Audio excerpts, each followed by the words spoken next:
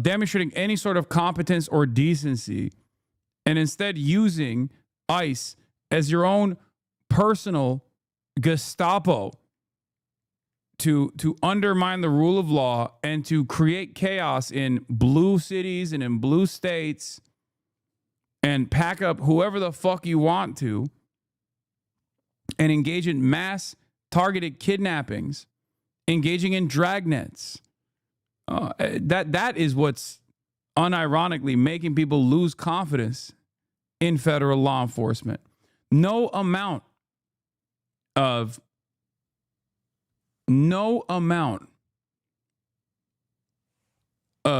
leftist or liberal commentary is going to actually change that dynamic, especially in the absence of the Democrat leadership pushing this narrative. It's like very obvious that this is homegrown. People's discontent is born out of what they are seeing unfold in broad daylight in front of their eyes. They see an administration behaving in this erratic manner and they get upset.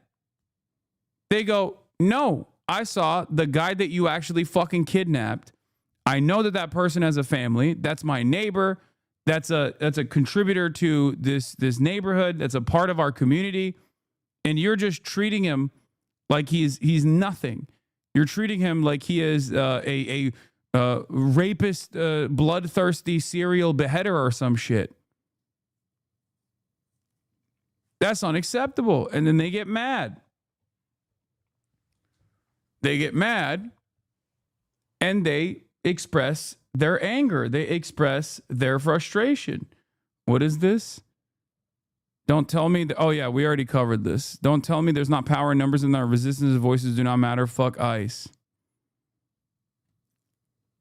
Yeah. In our sovereignty. It is domestic terrorism, it is insurrection, and no amount of insane hyperventilating lies from Pritzker or Johnson or any other Democratic official will change our minds on that. ICE officers should not have to live in fear and violence to do their jobs. Period. So on the substance of the question, is it the case that, as Pritzker frames it, you are profiling brown people, that this immigration crackdown is designed to go after people of color? That is it's such a, oh, what a dumb question. What a dumb question. Bro, I think Stephen Miller should be on camera more often. I've realized, like, he is such a fucking evil little nerd. I'm realizing that any moment in the spotlight for Stephen Miller is another moment where this administration is going to erode confidence.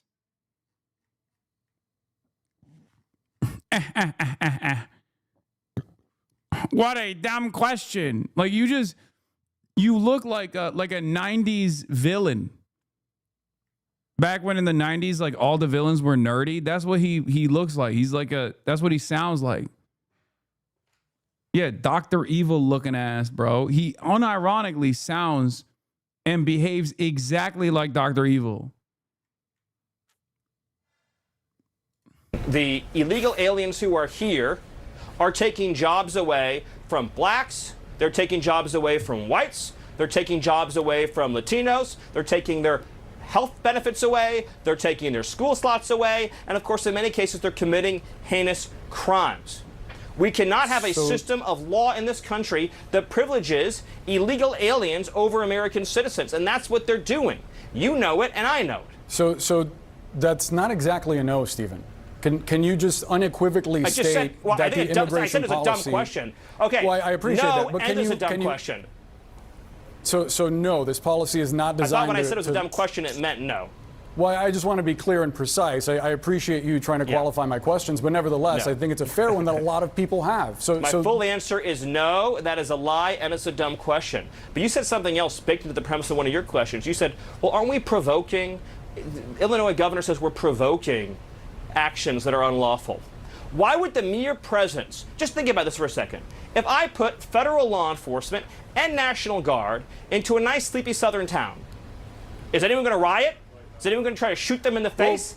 Are they going If to someone try to goes attack them in into the a street? building They would say full this of is, people in the they middle would of the say, this night is great. covering their This is faces without amazing. Thank you for the identification, without resources. identifying themselves, there might be concern among the community, especially if Talking about the American trained citizens Iraqwa are raid? being, especially if American citizens are caught up in that, which some reportedly we were. netted over 30 foreign terrorists who are members of trained And Iraqwa, American citizens who, also by the wound up way, apprehended in they that. They torture women and children. Those American citizens are now safe from trained Iraqwa. You know, there was a case recently in Washington State. But isn't where that trained enough Iraqwa reason for some took a people to power demonstrate drill. and say that they disagree with that They policy? took a power drill. Isn't it So enough is it, in for your some opinion, people? Well, by the way. It's Hey, Stephen, first of all, let me finish the story. TDA took a power drill and drilled a hole through a woman's hand. Understood. Through Stephen, her hand. we have to leave the conversation there because we're short on time, but nevertheless, we do appreciate you making the time for us and coming on CNN and sharing your point of view. Please. Those National Guard troops are. Oh my God, that was awesome. I didn't realize that things like that happened on CNN still. Oh my God.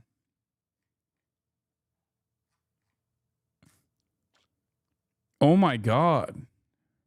He is so fucking unlikable, dude. It's like the argument that he is presenting requires him to be somewhat likable, at least to like a percentage of the base, you know? But because he has no charisma whatsoever, like he's worse than Donald Trump for sure. What is this? Did you see? I think he might have had a stroke. Yeah, we watched this. Yeah, but I think I was pissing while this part happened. Blocking the deployment of National Guard in Oregon, legal insurrection. Does the administration still plan to abide by that ruling? Well, the administration filed an appeal this morning with the Ninth Circuit. I would note the administration won an identical case in the Ninth Circuit just a few months ago with respect to the federalizing of the California National Guard. Under Title 10 of the U.S. Code, the president has plenary authority. Stephen? Stephen? Hey, Stephen, can you hear me? Oh my God. Stephen, I apologize. It seems like we're having a technical issue. We'll try to fix that and get back to you after a quick break. Stay with CNN. Oh my God. Did he stroke out? What the fuck? They're resetting the code. Yeah. I hate when the server update, when the server update happens when you're like mid-game, you know what I mean? That's what took place, I think. It seems like he got hit. He got hit with a server update. Like they had to put it into safe mode. The president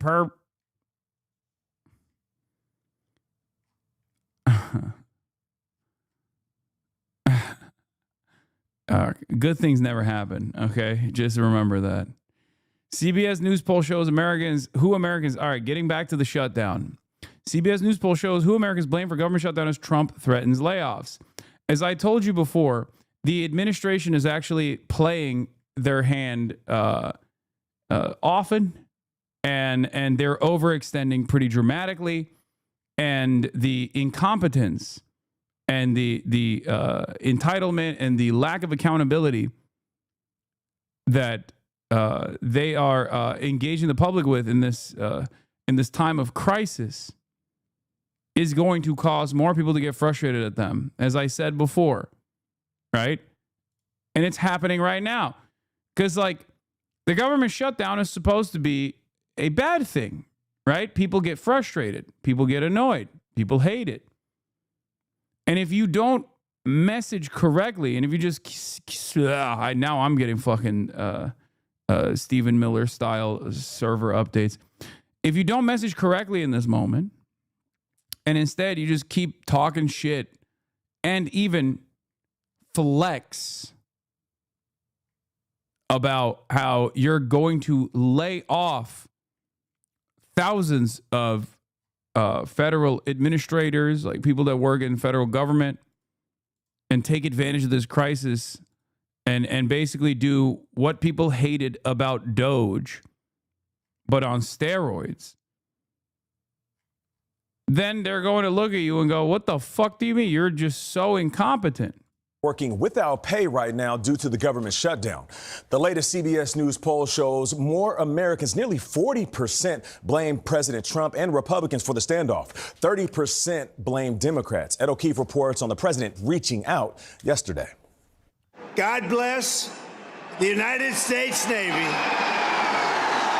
Celebrating the 250th anniversary of the U.S. Navy, President Trump spoke to a sea of sailors, mostly working without pay. And I want you to know that despite the current Democrat-induced shutdown, we will get our service members every last penny. But for other federal employees, the president's threatening mass layoffs. It's up to them. Anybody laid off, that's because of the Democrats. Democratic lawmakers say they won't vote to fully reopen the government until there's an agreement to extend Affordable Care Act subsidies. They don't expire until the end of the year, so Republicans say there's still time. We're not saying that we won't negotiate it. We're saying turn the lights back on in Congress. But Democrats argue now is the time. The crisis doesn't start in January. Starting October 1st, millions of Americans are getting notices that their health care premiums are dramatically increasing.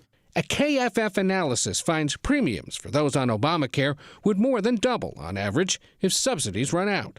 And 80% of those subsidies are going to people in states Trump won, like Georgia, where Amy Bielowski runs a small entertainment business and uses the subsidies to help pay for health insurance. While she works to bring joy to families with her balloon animals, behind the scenes, she worries if she can afford a pricier premium. I'm fearful every day of what's next. Priority is to have a place to live. So maybe health insurance goes by the wayside at that point. But with health issues related to her thyroid, the idea of going uninsured is a scary one. I think this is probably the first time in my life that I've ever felt like nobody really cares about me. If you die, who cares? Doesn't matter. We're expendable. Now, the Senate's expected to take votes again today on the Republican and Democratic proposals to reopen the government, but neither is expected to pass. Speaker Mike Johnson says he's not bringing back the House until the Senate votes to reopen the government. Could be a while. Tony? Ed, thank you very much. I honestly listen.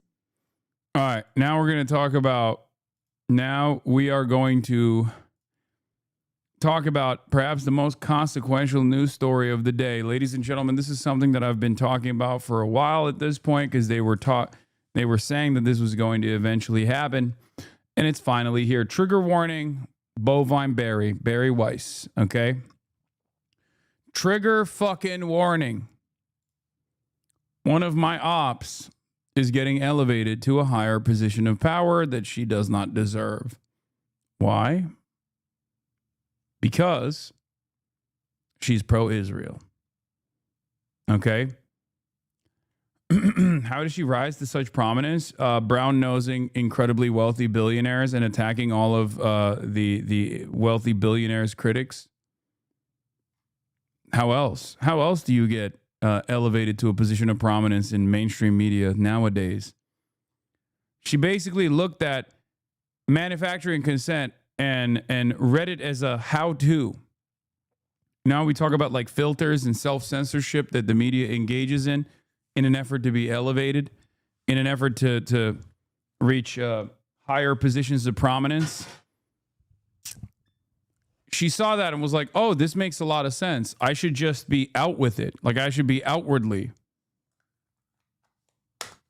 a dick rider of incredibly wealthy billionaires and attack all of these incredibly wealthy billionaires' enemies and critics. And she has basically had a incredible career of failing upwards while demonstrating zero talent. Okay? Whether it be in the New York Times, or she made her stupid unaccredited Institute of Higher Learning, Austin University.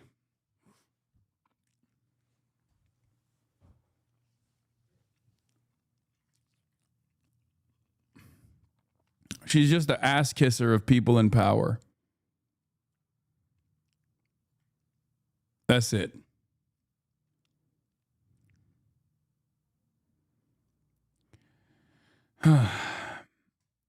She has presented herself in the same way. Like she is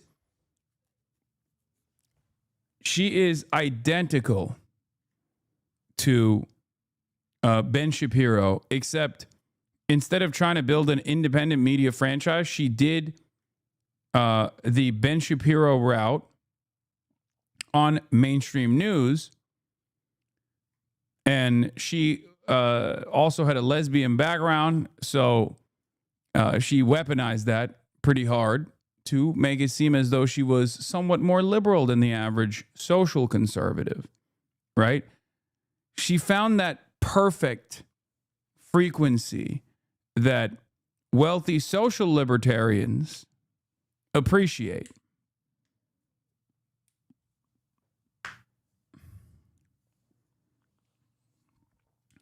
Where she very famously once said, I still remember, in I think it was in a Heritage Foundation seminar that she was talking at, where she said, look, I'm a lesbian, and there are plenty of people in this room that would not want me to marry my life partner, but none of it matters. Because every single person in this room unifies. Oh, it was a Federalist Society. Okay, thank you. Here's the quote. I'm going to read it verbatim. I know that there are some people in this room who don't believe that my marriage should have been legal, Ms. Weiss told the Federalist Society, an influential conservative legal group, in 2023.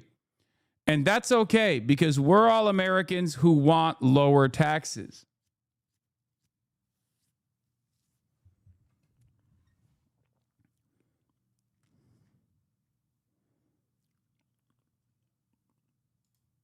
This guy had a good article on Defector Media on Barry Weiss.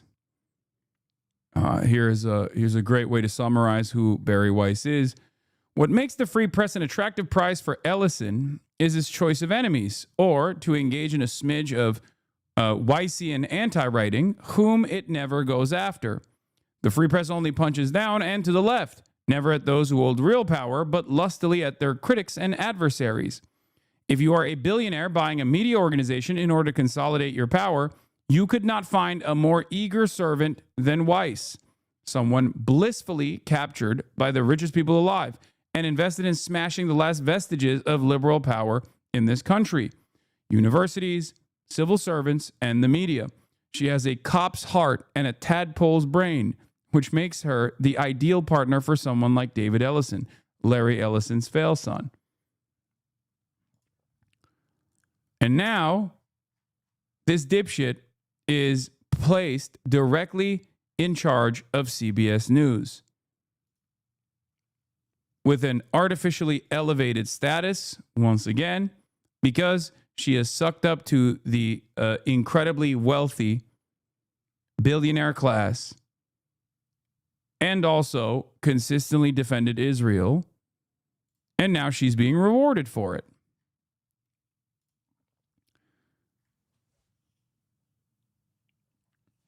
David Ellison, Larry Ellison's son, purchased CBS and then moved on to purchase the Free Press. And in the process of purchasing Free Press, David Ellison artificially boosted the value of the Free Press, which many of you might recall is one of my ops, to $150 million. Okay? Now, does the Free Press actually have any significant output that is worthy of $150 million? Of course not. Of course not. But that was the point. The point was, in my opinion, to show the rest of the media watchers, the rest of the journalists, that if you suck up to the billionaires and you suck up to Israel, we will pay you. We will bribe you. And we will elevate you to a position of higher prominence that you do not deserve. Barry Weiss is now going to be the editor-in-chief of CBS News, accountable to nobody except for David Ellison. Timestamp PBS realizing that Ellison, the Ellisons are buying up the media. Yeah, I like that. I like that this has been such an aggressive and egregious consolidation of media by the Ellison family that you even have PBS in an uncharacteristic fashion ringing the alarm bells. Partially because I suspect that public broadcasting is also directly undermined and underfunded by the Trump administration. Landscape here now, because when you look at the Ellison family here, right, you have Larry Ellison, the father of David Ellison, who's the founder of Oracle. He's a strong Trump supporter as well. He's also now among the investors in this newly configured American version of TikTok. The family's also aiming to acquire Warner Brothers Discovery. This father-son duo now controls huge swaths of the media, both in social media and in Hollywood and on television. How does that change the landscape? Yeah, these are the new media titans of our age. Like you said, they already control Paramount, which means they control CBS News, the Paramount Pictures studio, and now they are, to my... Yeah, Paramount's also obviously releasing a October 7 flick tomorrow, right? I believe it's coming out tomorrow, if it hasn't come out yet. It's about October 7, 2023. Very obviously, they're just trying to quickly push pro-Israel narratives.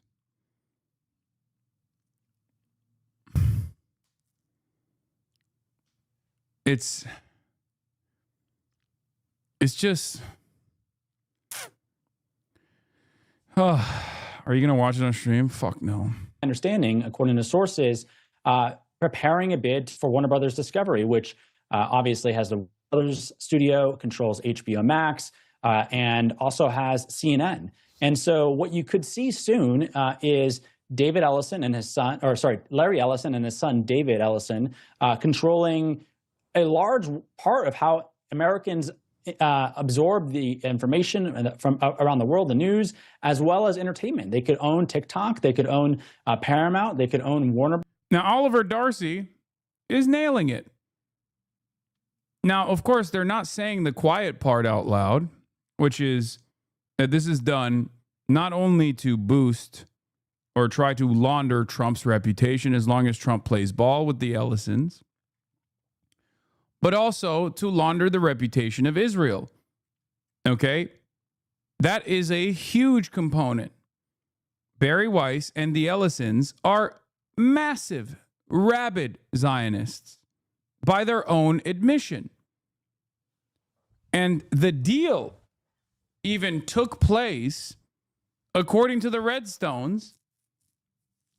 Like the fact that 60 Minutes and CBS News was sold off to the Ellisons was specifically because the Redstones were frustrated, the previous owners were frustrated with how critical 60 Minutes was of Israel because of the one time that they covered what's going on in Gaza halfway decently, months after the fact, where they said American bombs are killing children in Gaza. And this is not a secret. Like, they openly stated it. Every party involved has openly mentioned their interest in making CBS News and 60 Minutes more pro-Israel. This is not a secret. This is not like, oh, Jews control the media type, like anti-Semitic conspiracies. This is very straightforward. Okay? And what's interesting to me, at least, is that at least like, you know, PBS is talking about the consolidation and its like obvious impact. But with NPR, they're not even mentioning what the reason is. Here's David Folkenflik. Barry Weiss will be editor-in-chief of CBS News as Skydance set to announce acquisition of Free Press. What does it mean for CBS? My story and chat with Steve Inskeep on NPR's Morning Edition. This article has one mention of Israel, zero mention of Barry's self-admitted rabid Zionism, the Zionism of the billionaire behind the deal, the internal CBS drama around its reporting on Gaza, and no mention of the atrocity denial that the Free Press regularly engaged in. And I think that is by design. They're totally ass covering for. Guys, you're making me unmute myself at 4:44 in the morning. Please behave in chat, please. I don't care whether you think that, you know, the word is a genocide or whatever, or the roots of Zionism and how much that plays a role in this. But seriously, guys, in chat, why are you encouraging violence? Think about it this way. If you're Israel,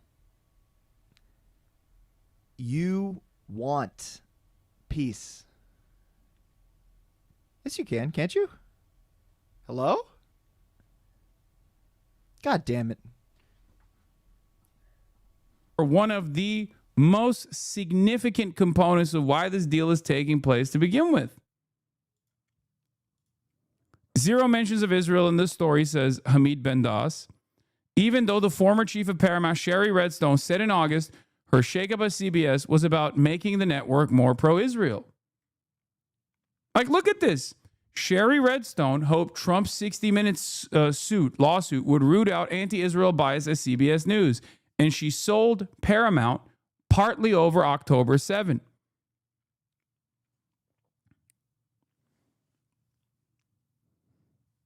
New York Times' coverage does not mention this at all. Paramount buys the Free Press, ushering a new era at CBS News. Barry Weiss, the founder of the Free Press, will become editor-in-chief of CBS News.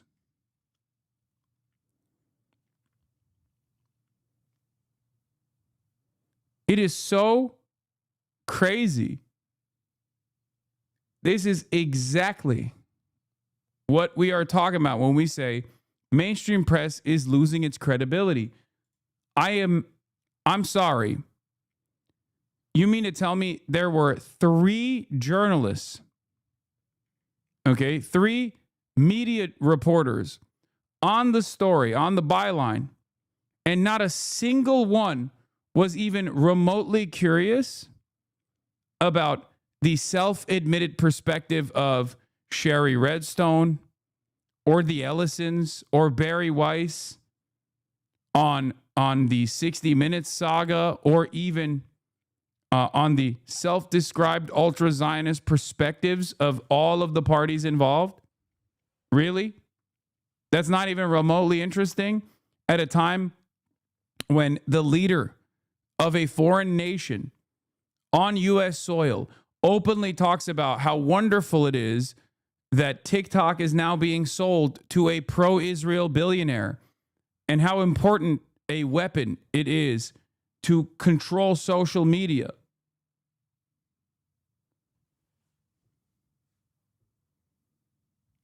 Really? For those that don't know, this is the impeccable journalism of Barry Weiss. Yeah.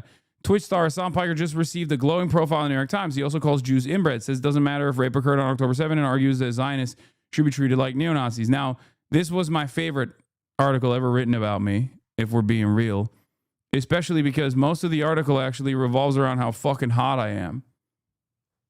The handsome face of terror apologia.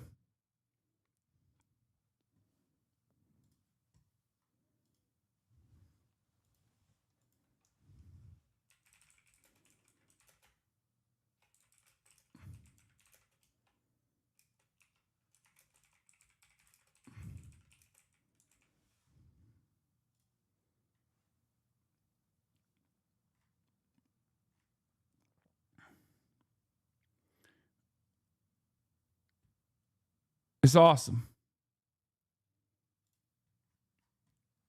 Yeah. Paramount is about to pay $150 million for this. My favorite actress is not human. Tilly Norwood doesn't need a hairstylist, has no regrettable posts, and if you wish to see a virgin on screen, this is one of your better chances. That's because she's AI. This is an article for only one audience. This is not an article written for a real public interest. This is an article written for the billionaires that are invested in AI. Okay? That is exactly how the free press operates. Ironically enough, they're not so free, right? They are writing these articles to make billionaires who are invested in AI to think, oh, there is a real opportunity for propaganda here, and there's a real readership around articles such as this. It's not. You will never, in a million fucking years, find an average person in the real world who saw the AI Hollywood actress being unveiled and went, oh, that's awesome. I love that, actually.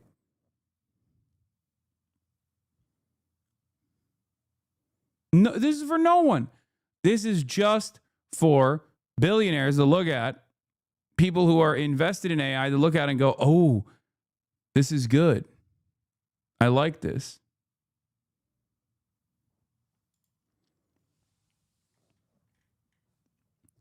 Not trying to gatekeep, but I think it's actually really essential sleight of hand here. Barry Weiss is not a reporter. She has never done any reporting in her life and is only a journalist, in air quotes, in the expanded definition that includes opinion journalist. She, like me, is a pundit. And like myself as well. Okay? An important sleight of hand because once one establishes she is not a reporter in any sense, one is compelled to ask why a pundit is being put in charge of a news division. There is a reason. It's because she'll push reporting to reflect Ellison's pro-Israel ideology. Yes, she sent a message as the new editor-in-chief of CBS News to all CBS News employees. It goes as follows. Dear colleagues, I'm thrilled and humbled to be writing to you as the new editor-in-chief of CBS News. Growing up, CBS was a deep family tradition. Whenever I hear that tick, tick, tick or that trumpet fanfare, it sends me right back to our den in Pittsburgh. The opportunity to build on that legacy with you and to renew it in an era that so desperately needs it is an extraordinary privilege. Right now, I imagine you have some questions. I do too. My goal in the coming days and weeks is to get to know you. I want to hear from you about what's working, what isn't, and your thoughts on how we can make CBS News the most trusted news organization in America and around the world.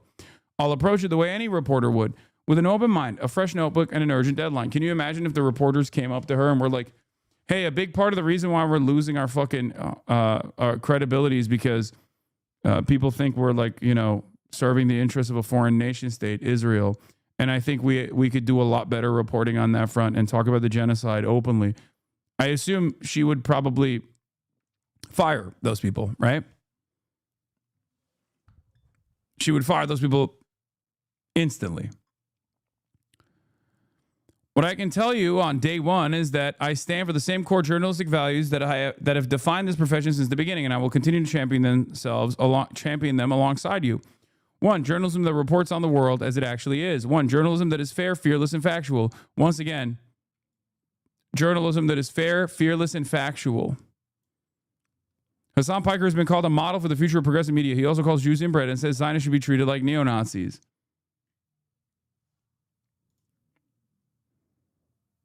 That's the journalism that's fair, free, and factual.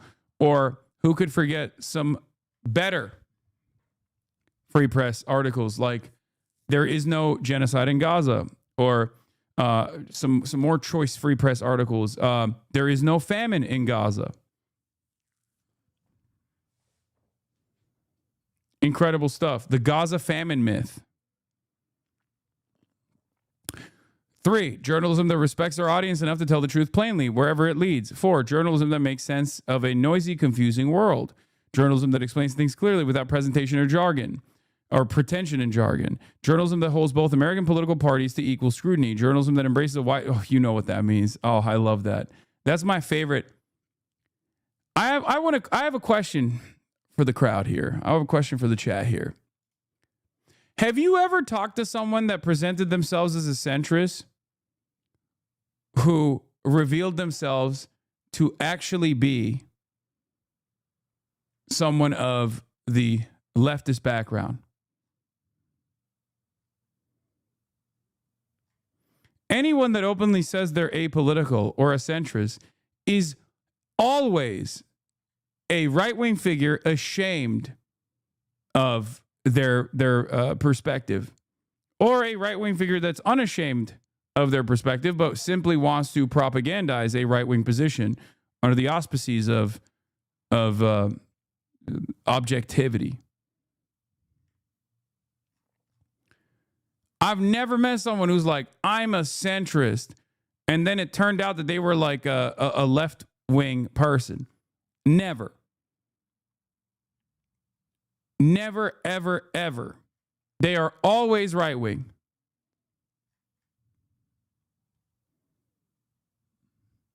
No, they don't exist. Centrism is 3 different types of people: people who are tuned out, people who have partisan beliefs on both sides, and like 5 clowns who think the government is working perfectly.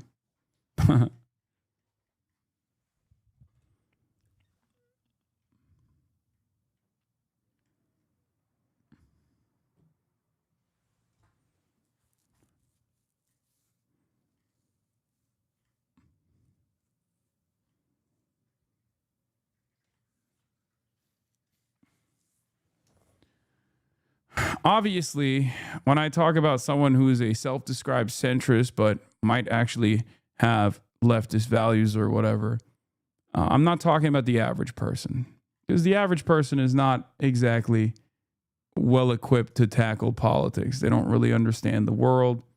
I'm talking about in the professional media sphere. In the professional media sphere, when someone says they're a centrist, know that they are a right-winger. Okay? That's it. Anyway, going forward, journalism that holds both American political parties to equal scrutiny, as we joked about. Journalism that embraces a wide spectrum of views and voices so that the audience can contend with the arguments, the best arguments on all sides of a debate. Journalism that rushes towards the most interesting and important stories, regardless of their unpopularity. Yeah, that's the Israel position here. It's unpopular to be pro-Israel, but we will be uncompromisingly pro-Israel.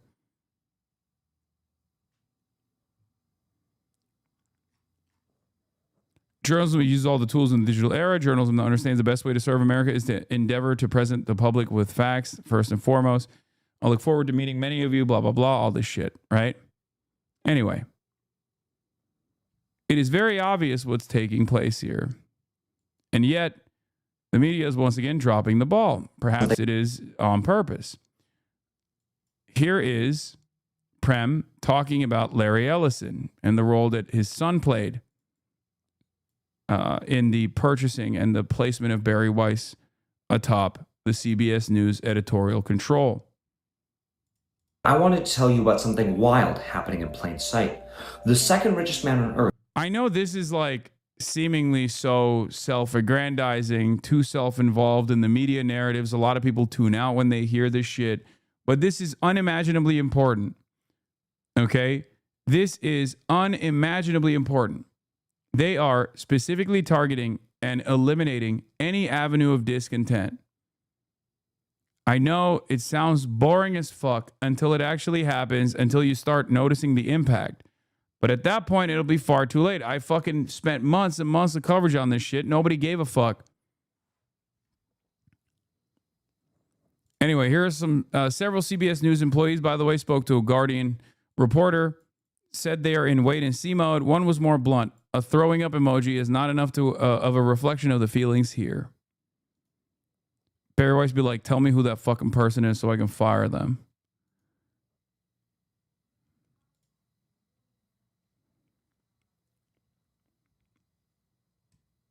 They should care. It will affect them. They think that they will also be dogs and loyal servants of the billionaire class. And then they won't be punished. Yeah, I know. Candace leaked the text message from Charlie Kirk to go back to the same like Israel killed Charlie Kirk narratives after that shit was losing steam. Let's watch the Prem video real quick, and then we'll get to that. A very pro-Israel Republican and his son are on the brink of taking over a huge chunk of the media landscape, including TikTok, all at once. Meet Larry Ellison, the second richest man in the world. At a 2014 fundraiser packed with pro-Israel billionaires, Ellison said there is no greater honor than supporting the Israeli military. In 2017, he donated over $16 million to Friends of the IDF, the largest gift they had ever received. Larry also has a relationship with Israeli Prime Minister Benjamin Netanyahu, who has been a guest at Ellison's private island. Now, Larry's company, Oracle, is set to be part of the ownership group that will take over TikTok in a deal Donald Trump just announced. Oracle will oversee TikTok's algorithm. All the while, Larry's son, David Ellison, recently merged his company, Skydance Media, with Paramount Global, which means the Ellison father and son duo now control CBS News, Paramount Plus, and major Hollywood studios, and could be on their way to overseeing TikTok. David, the son, is also reportedly acquiring this online magazine called The Free Press, an outlet known for being very pro-Israel and founded by a woman named Bari Weiss. Under the deal, Bari Weiss is reportedly set to become editor-in-chief of CBS News. Here's why this matters. The Free Press, again, is very pro-Israel, to the point that they recently published a story that seeks to discount the starvation conditions happening in Gaza. Cha-ching. That'll be $150 million for that incredible coverage, the bold reporting, the boldness required to actively deny a genocide. That's what we want. We need that. We need more pro-Israel voices in mainstream news because it's often underrepresented. That's what I was thinking. How do we look at a crisis of credibility that is that every legacy publisher is facing in this moment? How do we address that crisis of credibility? We bring in more overtly pro-Israel voices, and we say we're doing that specifically for this foreign nation state and their grand ambition to ethnically cleanse the population, the indigenous population that they have declared to be an aberration that must be forcibly excised from the land. This is how we do it. We bring back credibility. The story argued that since some of the kids who have died of starvation might have had other diseases or injuries, that undermines the idea that Israel is mass starving Palestinians. Netanyahu himself, again an internationally accused war criminal, tweeted about the story approvingly. Sources inside CBS have told me that they would never get away with the kinds of editorial standards and norms that Bari Weiss and the Free Press maintain. And yet Bari Weiss is now possibly going to lead coverage at CBS. And it doesn't even stop there. Larry Ellison, the dad, is reportedly also eyeing acquiring Warner Brothers Discovery, which owns CNN, HBO, DC Studios, and of course Warner Brothers Studios. If that goes through, the Ellisons would control two of America's biggest cable news networks in CNN and CBS, major streaming platforms in HBO and Paramount Plus, massive Hollywood studios, a media outlet that's earned the approval of Benjamin Netanyahu, and of course, TikTok. This is not just about owning media companies. It's about controlling the narrative pipeline, the stories, images, and info that you consume every day. This isn't happening in secret. A media empire is being built that could decide what you get to see and what you don't. Awesome. Fucking awesome. Anyway, this was funny. Bari Weiss's big announcement of her move to Paramount and take over CBS News, made on the main YouTube channel, The Free Press, has a grand total of 16,000 views after 8 hours. The good news is that it's their most watched video since she interviewed the Mossad 2 weeks ago.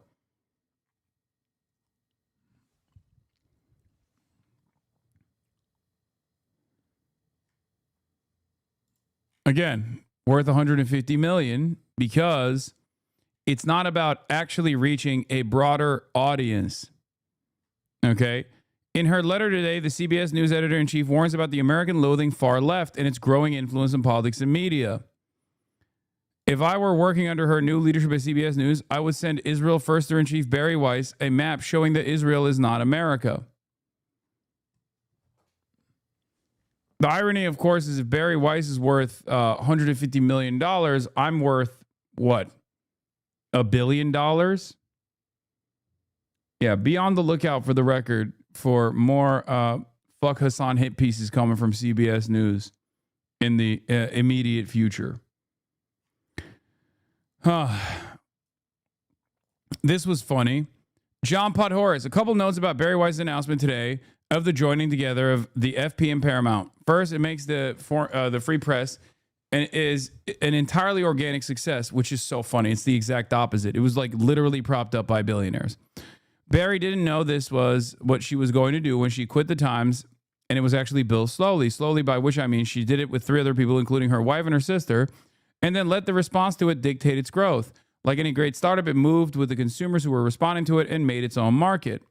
Most importantly, the raging envy and ideological hostility of wannabe bearists like Dylan Byers and the other new media critics has made it seem as though the rumored $150 million purchase was some sort of weird politicized bribe from rich boy David Ellison to Barry. Oh no. In her announcement video, Barry says the Free Press has 1.5 million subscribers. Those subscribers pay $10 a month or $120 a year. Do the math. That's more than $150 million in revenue. This guy is such a fucking idiot. Now, maybe those 1.5 million aren't all paying or have cheaper deals or are, the deal is a major validation for Ms. Weiss, whose Free Press has amassed more than 170,000 paying subscribers, which I still don't believe, okay? And roughly 1.5 million readers overall with its heterodox editorial approach and opinion columns on business. The 1.5 million subscribers is YouTube subscribers. John Podhoretz is so fucking stupid. Yeah, they claim that they have 170,000 paying subscribers. Okay. The 1.5 million subscribers is on the channel, not paying subscribers. Mods, please hide this post for being unhelpful. Our P/E ratio is very reasonable, 100,000 to 500,000, depending on whether people consider the date missions in Peace Walker canon or not. We try to err on the side of caution when we say our show is worth $2 trillion.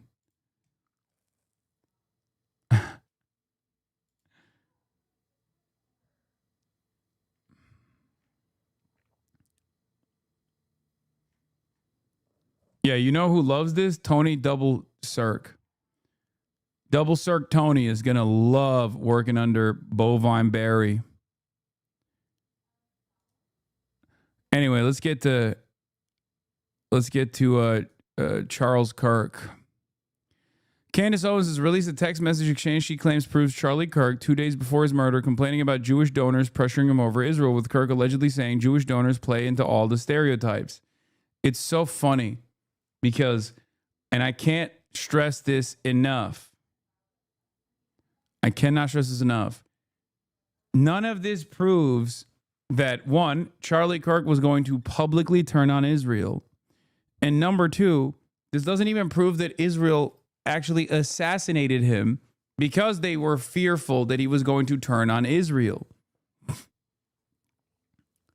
This is, of course, reasonable criticism about donors that Turning Point USA has, Jewish donors that Turning Point USA have, pulling out because they were so frustrated at like even a little bit of ideological division on the issue of unlimited support and loyalty to Israel. Brother, this has 60 likes.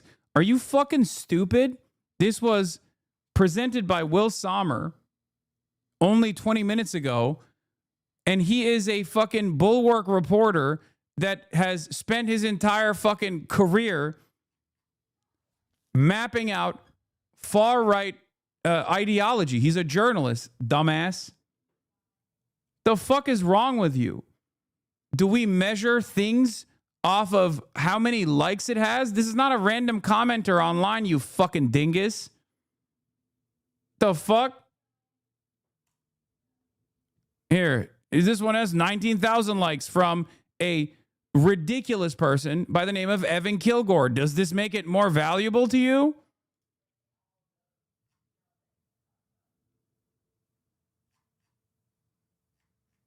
Jesus Christ. This is a fucking far-right dumbass.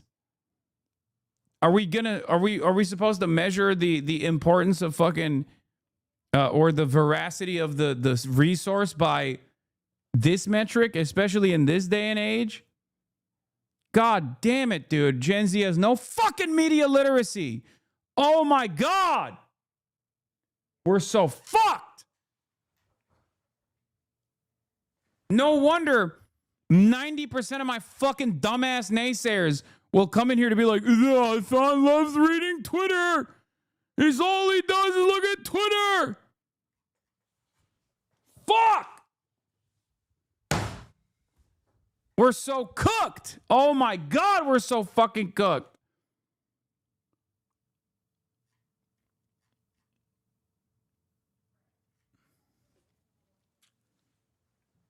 Bunch of fucking idiots.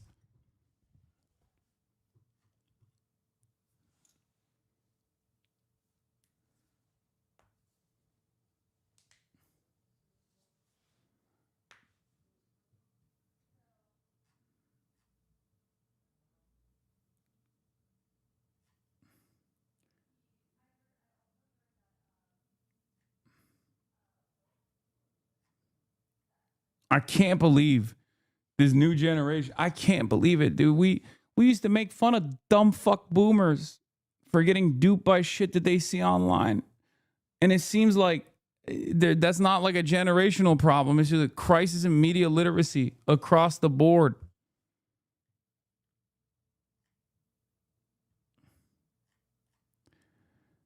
Anyway. Just lost another huge Jewish donor, $2 million a year because we won't cancel Tucker. I'm thinking of inviting Candace. Charlie says, Jewish donors play into all the stereotypes. I cannot and I will not be bullied like this, leaving me no choice but to leave the pro-Israel cause. Please don't invite Candace, someone says. That might feel good short term, but it's not good long term in my opinion. Like all groups, you're going to get a wide variety of opinions. That nasty free will thing that God bestowed on us makes life frustrating at times. Candace Owens has also put a text message she claims proves her point that Charlie Kirk, now seen as a major Christian evangelical figure after her assassination, was in fact nearing Catholic conversion. Owens claims Kirk had started attending Catholic Mass as well. We should chat soon. Catholicism is looking better and better.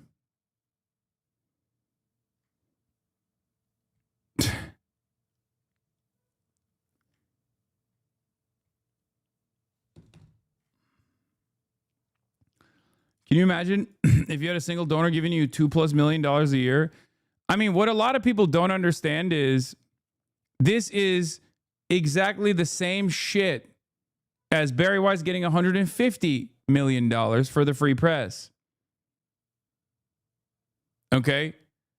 Yes, there are a lot of pro-Israel donors that require complete loyalty to Israel and will push and pull their money around when they feel as though a person that they're paying is no longer a decent return on said investment.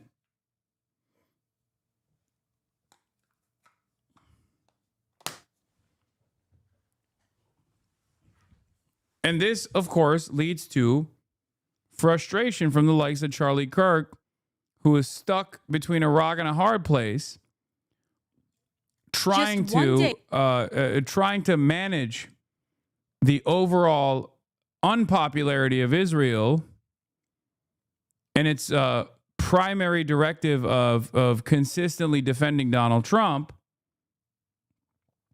with a need to hold the base together.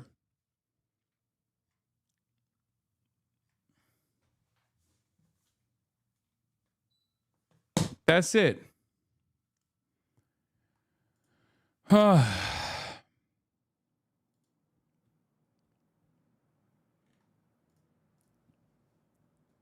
of that means that Charlie Kirk was going to publicly turn on Israel in the absence of Donald Trump publicly turning on Israel. It is that simple.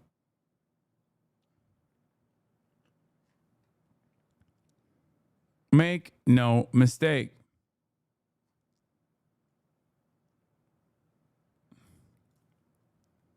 Now let's get to Israel and Hamas to meet for peace talks. Before the 2-year anniversary of the attack that ignited the war in Gaza, delegations from Hamas, Israel, and the U.S. will convene in Egypt today for indirect talks. It comes after Israeli airstrikes on Gaza over the weekend, killing dozens, even after President Trump called on Israel to stop the bombings. That demand coming after Hamas agreed to release all remaining hostages.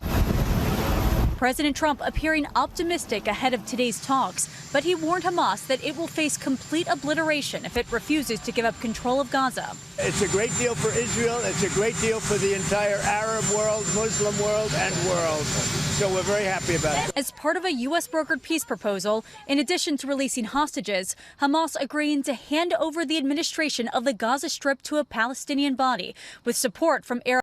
Yeah, this literally was a concession that Hamas had made prior, but you will never hear that from mainstream resources. Just so you understand. You know this because you've been in here for quite a while, and you've heard me report on this. But of course, mainstream media has not reported on this. So they make it seem like this is a new concession. Finally, the Trump administration has forced Hamas's hand. Arab nations. In return, Israel would withdraw its military from Gaza completely and release Palestinian prisoners.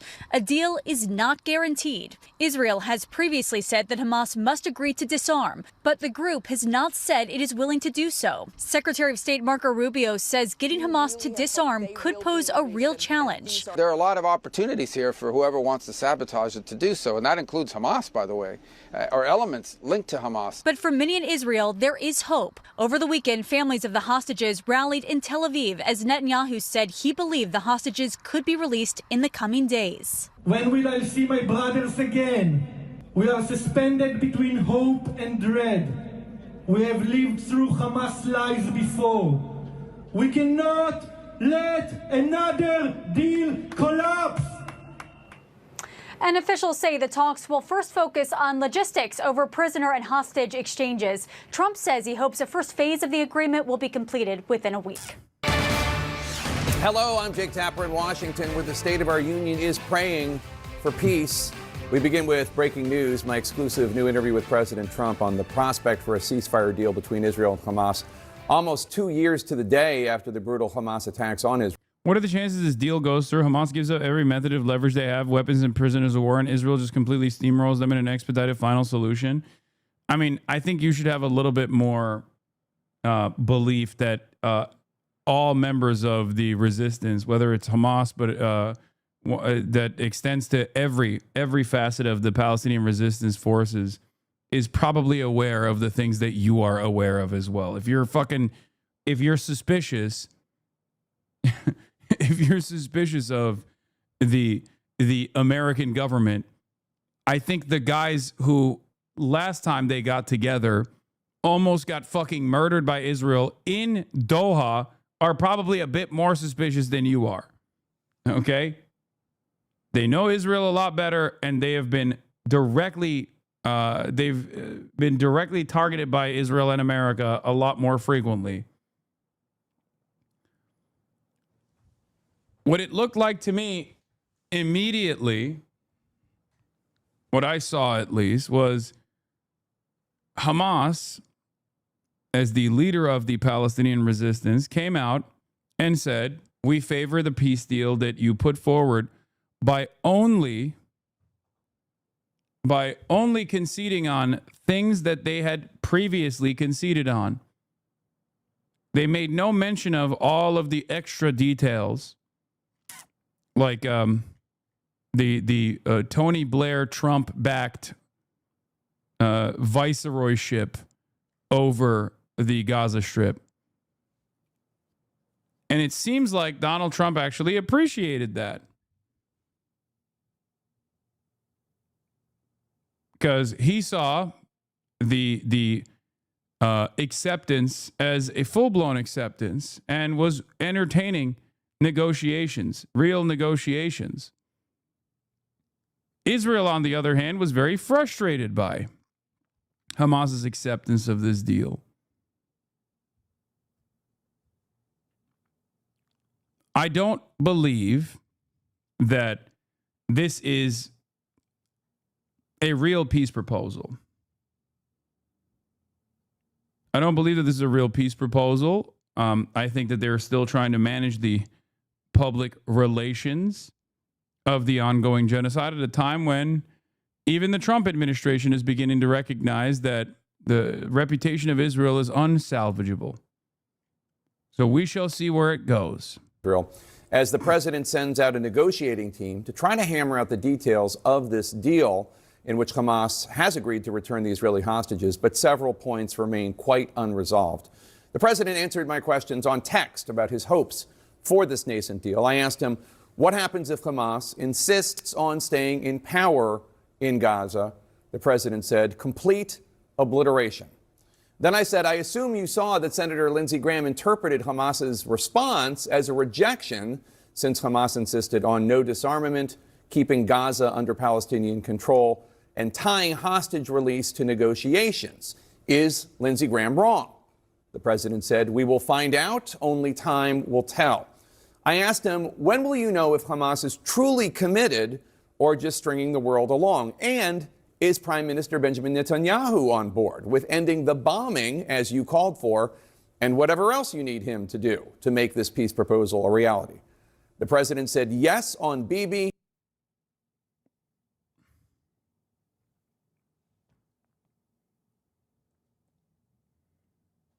I was awaiting for this text message to open up a real interview.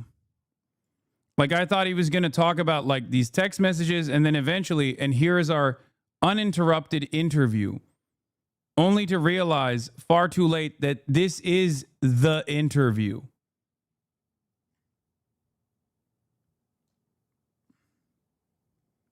Like, I was waiting. I'm like, all right, when is it going to turn into an interview? Like, when does the interview start? Like, he's just leading us into this interview. Nope. When will you know that if we're truly committed, if they're truly committed, or just stringing the world along? And is Netanyahu on board with ending the bombing as soon as you call for, and whatever else you need? Yes, on Bibi, soon on rest. As you called for, and whatever else you need him to do to make this peace proposal a reality. The president said yes on Bibi, soon on the rest. I said that I thought the Arab League calling on Hamas to not be part of any future leadership in Gaza, Palestine, was. Also, this betrays all notion of journalistic integrity, not because is Jake Tapper texting Trump like they're besties or whatever, but also because this is not fucking journalism. I thought the Arab League calling on Hamas to not be part of any future leadership in Gaza, Palestine, a remarkable step. How is that a fucking interview, man? Like, CNN is posting this as though this is real reporting, real journalism. I can't even say this is editorializing objective reporting. This is just D1 dick riding, dude. No, fuck it. This is NBA. This is LeBron dunk competition levels of fucking dick eating from Jake Tapper. What the fuck? This is supposed to be like the last bastion of liberal news reporting. But of course, because there is complete bipartisanship on this issue from all the liberals as well, because they also love Israel, they have to report like this. Oh, man, I fucking love. Not necessarily I study journalism, and we were encouraged to do email interviews sometimes. Wait, what are you talking about, man?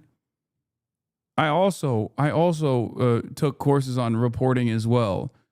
I'm not saying the format is what's fucked up. Okay? The format is not the issue here. The format should lead to some better quotes than this. I hope, working hard. It's the statements that he is making. I thought the Arab League calling on Hamas to not be a part of any future leadership in Gaza/Palestine a remarkable step. Are they committed to seeing your plan implemented? And will they help with funding and a law enforcement presence of whatever is needed?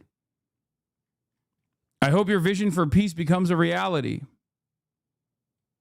A remarkable step. Are they committed to seeing your plan implemented? And will they help with funding and a law enforcement presence or whatever is needed? I said I hoped peace would become a reality. The president said, I hope, and that he was working hard. I also asked the president, how do you think the government shutdown is going to end? He said, good, we are winning. Like, there was no new information. Trump is not even giving him the time of day. That's so funny. Like, he's like so short. He is literally giving him like 2-sentence answers, 2-word answers. It's fucking dog shit through and through. This didn't actually get any new information out of Trump, and instead basically showed that Jake Tapper is not a sincere reporter. He's not a serious journalist at all. He could have gotten more information out of a Trump chat bot, dude. Are you fucking kidding me?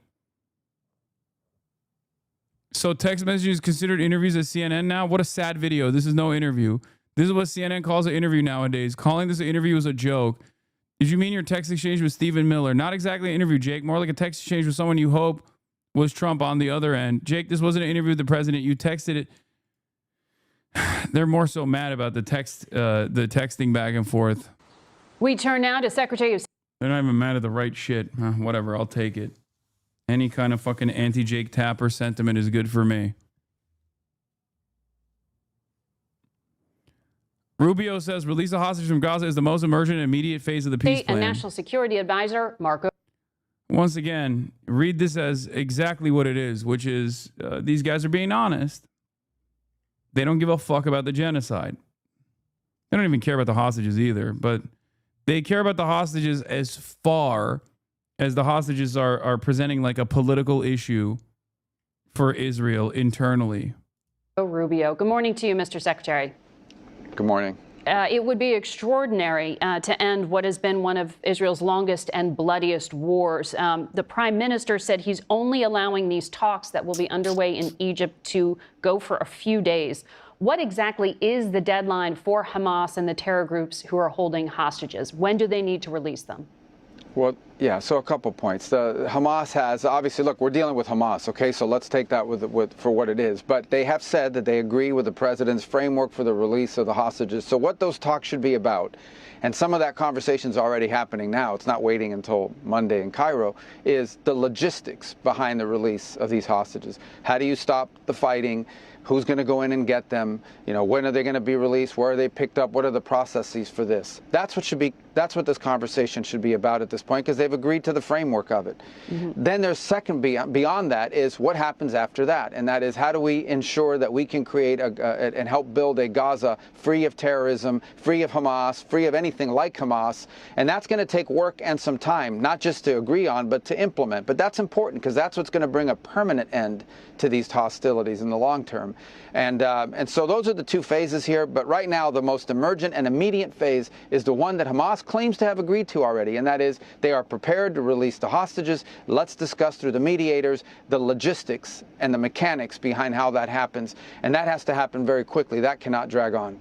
So my sources have indicated to me that because the upper echelon of Hamas fighters has been so decimated, communication is difficult. The other terror groups who also hold hostages in Gaza aren't necessarily easily controlled by them. How do you manage around this reality? And is a full release by October 7th the demand?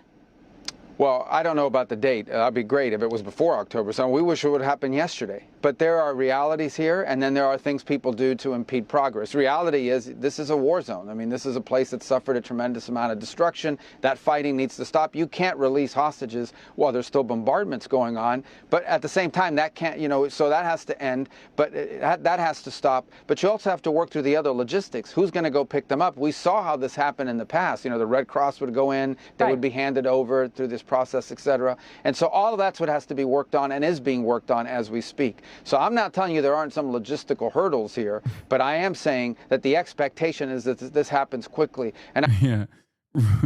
According to Marco Rubio, Hamas needs to stop bombing the hostages and the Palestinian population. Because remember, these guys are not capable of ever saying who's actually doing the bombing. So to the onlooker, to the uninitiated, it almost seems like everyone but Israel is responsible for the fucking bombing.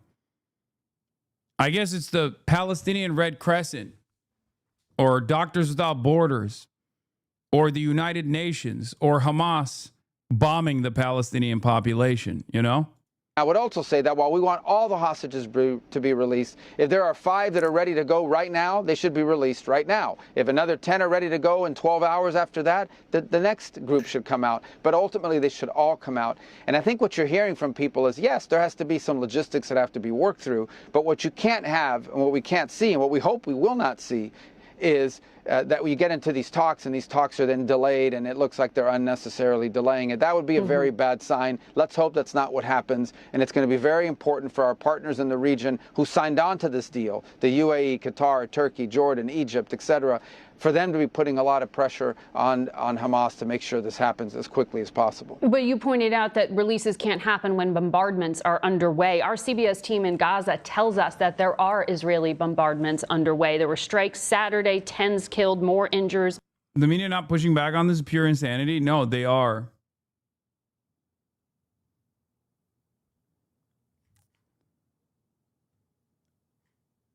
They are to at least a little bit. I mean, this is probably the last time, you know, considering that Face the Nation is CBS, right? Yeah, exactly. This is you know, this is a fireable offense under the rulership of Barry Weiss. Bombings continuing. One incident included 10 people killed when they tried to check in on their homes in areas where there are also military sites. Is that acceptable?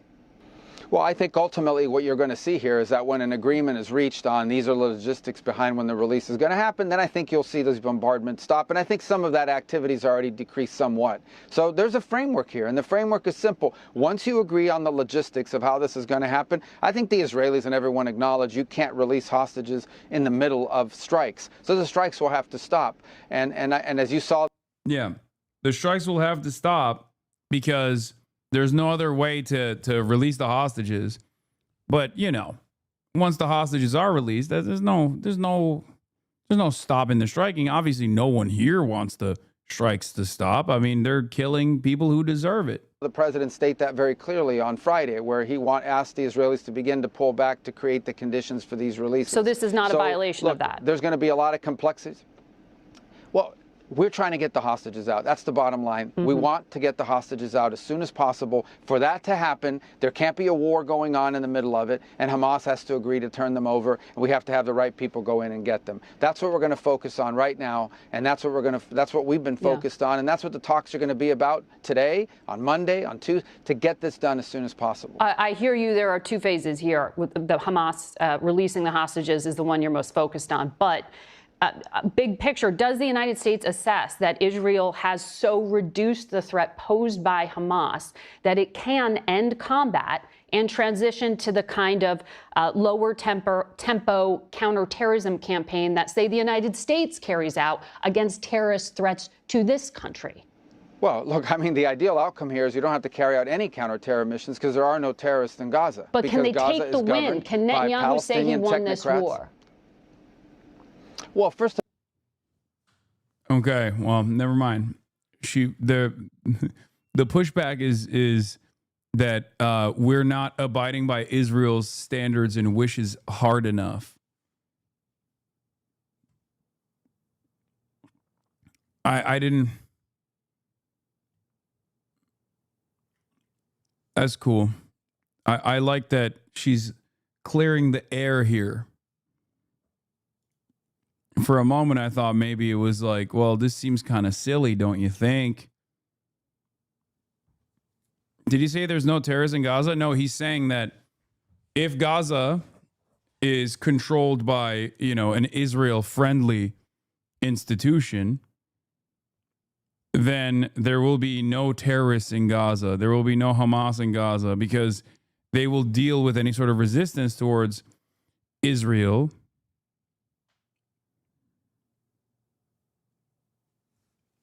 because they will have undermined it.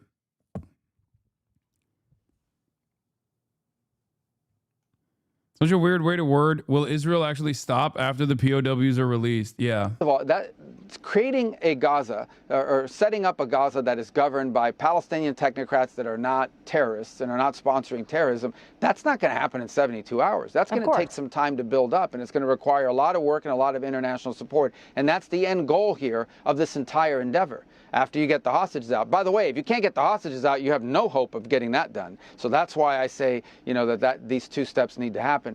But it's going to take a lot of hard work and time. You're trying to build something that doesn't exist right now, which is a sort of civilian Palestinian leadership that's not tied to terrorism. That doesn't exist right now. It's going to take a lot of help from international partners. That's why having the countries in the region and the Europeans and all others involved in this, in both money and resources, that's why building that coalition is so critical, and then implementing it is not going to be easy. It's going to take some time here. But I think certainly for the first time in a long time, you see the framework and the outlines of something that could work. But combat operations can end. Well, that's the goal here. You wouldn't need combat operations if there weren't terrorists there. But by the same token, I would remind everybody, if in fact at the end of all this, terrorism and a terrorist group remains active inside of Gaza, you're not going to have peace. That's the fundamental truth here that everyone needs to accept. You're never going to have peace in Gaza as long as there are terrorists operating from that territory. I agree, except the terrorists are Israel. I don't disagree. I agree. You'll never have peace in Gaza as long as the terrorists are still operating. Yeah, the Israeli occupying force. Threatening the security of Israel. But in terms of occupation and combat operations, that's different than a counterterrorism campaign. But let me ask you specifically what President Trump said. He told Barak Ravid of Axios that Prime Minister Netanyahu, quote, took it very far and Israel lost a lot of support in the world. Now I'm going to get all that support back. Also, why is that your job? You're the president of the United States of America. Has anyone been able to explain to even like the average Trump supporter that this is what your president is worried about? I mean, he's not wrong as far as like Bibi taking it too far and Israel lost a lot of support in the world is true. It's even worse than the way he presents it. But why the fuck is that the responsibility of the American president? Everyone kept telling me when Brandon was in charge that Israel was a separate sovereign nation. It kind of doesn't feel like it. Interesting. At what point did President Trump decide that Netanyahu took this fight in Gaza or his operations throughout the Middle East? Dude, I know TrueAnon has the New York Times article. Look, see? It's here. It's already in a tab. I'm probably not going to get to it, though. Okay? Please stop spamming. When did he take it too far? No, I think the president's observation basically is that because of the length of this war and how it's gone, we've all seen the international... Governors don't even get that support law. Governors get the opposite. If you're like a liberal governor, if you are a fucking liberal governor, you get military deployed to your cities. If you're the leader of a foreign nation state, however, you get unlimited billions. The American government took advantage of the shutdown to declare, to scale back $20 billion in funding to New York State, a lot of which was specifically going to go to New York City for public transit. They took $20 billion away. You know who got $20 billion in the interim? Fucking Argentina. Because one of the administration's mega donor allies has seemingly invested a lot in Argentinian debt and has demanded 2 bailouts so far. One from the IMF, which he got with American pressure, and then one directly from the United States of America. $20 billion. In the process of this $20 billion going to Argentina, Argentina has also, from what I understand, started selling soybeans to China. Why would China be purchasing soybeans from Argentina? They used to purchase it from us. Oh, that's right. It's because Donald Trump unleashed an idiotic tariffs regime against our number one economic trade partner that happens to buy a fuck ton of soybeans from American soy farmers. There is nothing that makes sense with this administration. Nothing. But I'm glad we gave $20 billion to the anarcho-capitalist dipshit Javier Milei while taking away funds from American cities. America first, by the way. Remember, America first, guys. Of course. It fucking feels like it's America last, okay? It's everybody but America first. If you are in an American city, if you're in a red district, if you're a farmer in a red district that happens to be selling soybeans to fucking China, well, sorry, sucks to suck. If you're in a blue district or in a blue state, not only are we going to take away resources, federal government resources that were allocated to you, but we're also going to fucking send troops. We're going to deploy troops to your fucking neighborhoods. Israel number 1, Argentina number 2, anybody but America. It's not America first, it's America last. The fuck are we doing? Narrative. We've all seen it, whether we agree with it or not. We have seen countries like the UK, Australia, Canada, and others come out and sort of signal support for or announce support for a Palestinian state. We have seen, even in our own domestic politics, some of the attacks on Israel. We don't forget what happened on October 7th. That's the other thing the president repeatedly points to is remember October 7th. But whether we agree with it or not, we have seen the impact that this has had on Israel's global standing. And I think that's the point the president is making here, is that whether you believe it was justified or not, right or not, that you cannot ignore the impact that this has had on Israel's global standing. That said, if we never want to see this happen again, meaning a war like this. Wait, this guy doesn't believe that Biden said that they would invent in Israel in 1986? You have a tiny brain? Yeah, prove it, link it, dumbass. And then he did link it. And this guy is still saying, or someone else actually linked it to him, and this guy's still saying that this person is a tiny brain. If it frustrates you to imagine that Biden is a rapacious dick rider of Israel, then you should probably re-examine the way you approached Biden to begin with. Okay? Because, like, obviously your heart is in the right place. You're just oblivious to the facts.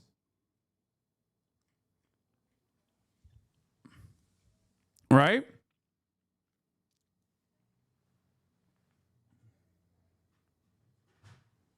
Ideologically, Biden is way more pro-Israel ideologically than Trump is. Okay? Trump is just invested in money. Trump just will go after whoever gives him money. He's too narcissistic to have any sort of like ideological investment in Zionism as a project. He doesn't give a fuck about that at all. Obviously, both of these parties have somehow found a way to be pro-Israel, unconditionally and uncompromisingly pro-Israel regardless. So the output doesn't really change. Having said that, however, Joe Biden was personally invested in defending Israel. Mm-hmm. You can never have another October 7th or anything like it ever happen again. And that's the thing the president has reiterated and repeatedly made clear to our partners in the region. And that is, if you truly want peace and stability and a better future for the Palestinian people, then there has to be a Gaza that is not governed or controlled in any way, shape, or form by Hamas or anything that looks like Hamas. Does the United States support a Palestinian state? Because point 19 in your White House plan talks about a credible pathway to Palestinian self-determination and statehood. Well, again, we've always said, I mean, this has been a consistent position throughout, that the only way you're ever going to have... We've always been invested in... Yeah, exactly. Goes to show you what that investment means. It means nothing. Okay. Oh, we've always wanted Palestinian self-determination. Come on. Anything that looks like statehood is in a negotiated deal with the Israelis. We are so far from that right now. Prime Minister Netanyahu opposes a but- Palestinian state and thanked President Trump for speaking against recognition of one. That's why I'm asking you to clarify. Well, we haven't recognized the Palestinian state. The I United States understand. has not. And right now, there's Does the no US point in want to doing see that because one? it's not even possible. That's not even a realistic thing right now because who would govern that Palestinian Well, it's state? point 19 in your Hamas? plan. Who would govern it? I thought. Well, but that's talking about a pathway long term and in the future. Right. But before you can even get there, okay, before you can even get there, you have to have someone to turn that land. Israel's made clear they have no interest in governing Gaza. They have no interest in occupying Gaza long term and being the government of That's Gaza. so wrong. Israel absolutely has openly mentioned their interest in permanently occupying Gaza and also ethnically cleansing the indigenous population. He's just fucking straight up lying. Will anyone in the media say that's not true? Let's see. I think Israel, I can't speak for Israel, but I think Israel would tell you they would love to turn over Gaza to a Palestinian organization that isn't terroristic. They would love to do that, but that doesn't exist right now. That has to be built, and that's going to take time. You're not going to build that in 72 hours. You're not going to build that in 72 weeks. I mean, it's going to take some time to get to that point. So that's the pathway this discusses.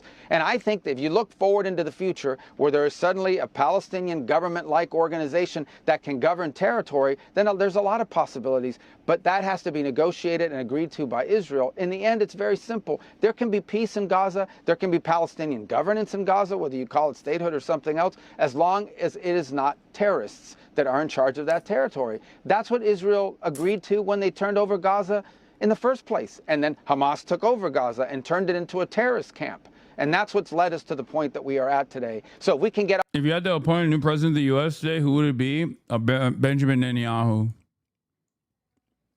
Might as well cut out the middleman. Make the real president run the show. Yeah. Exactly. Now no one can say I'm anti-Semitic.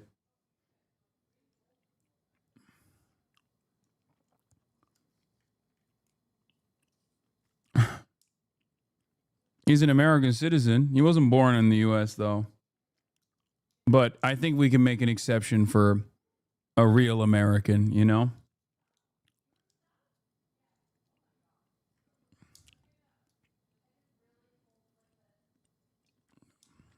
It's time. It's time for a real Philadelphian to be in charge. No, I don't think he was born in the U.S. No. I think was he born in Eastern Europe or Israel? No.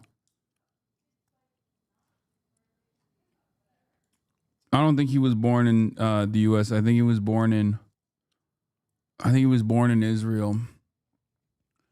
But he did grow up in Philadelphia.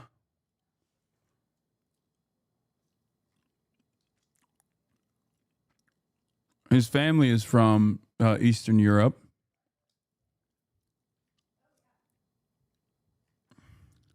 Get off that road and onto a different road, there are a lot of possibilities long term and in the future. But right now, So maybe. we are far from that. Right now. Okay.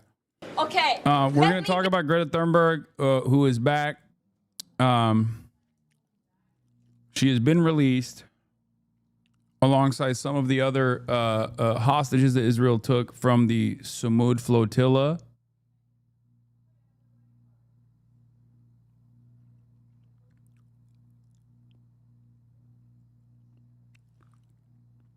Be very clear. There is a genocide going on in front of our very eyes. A live-streamed genocide on all of our phones. No one has the privilege to say we are not aware of what is happening. No one in the future will be able to say we did not know. Under international law, states have a legal obligation to act to prevent and to stop a genocide from happening.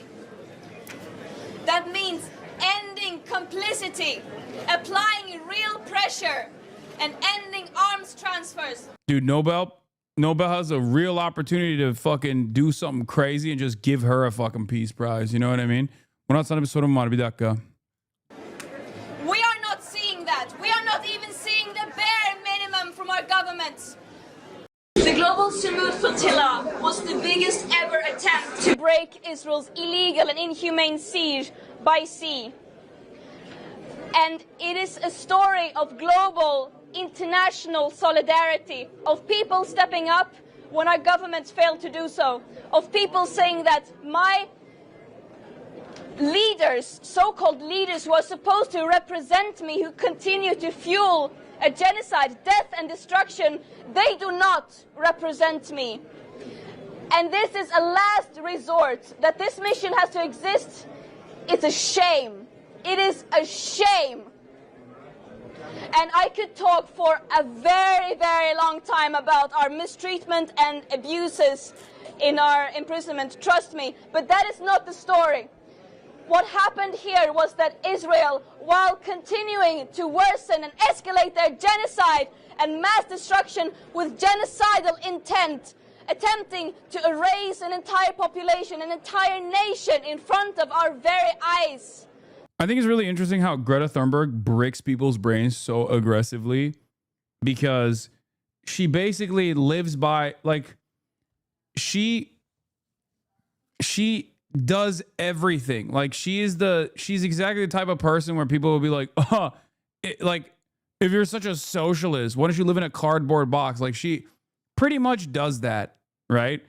Oh, if you're such an advocate for a green world, like, why don't you fucking bike everywhere? Okay, she does that shit. If you love Gaza so much, why don't you go there? She's like, okay, I will. Like, she goes above and beyond. Okay, the Mr. Beast of activism? No, fuck no. She's not the Mr. Beast of activism. She does things that are not even expected of, like, the average person.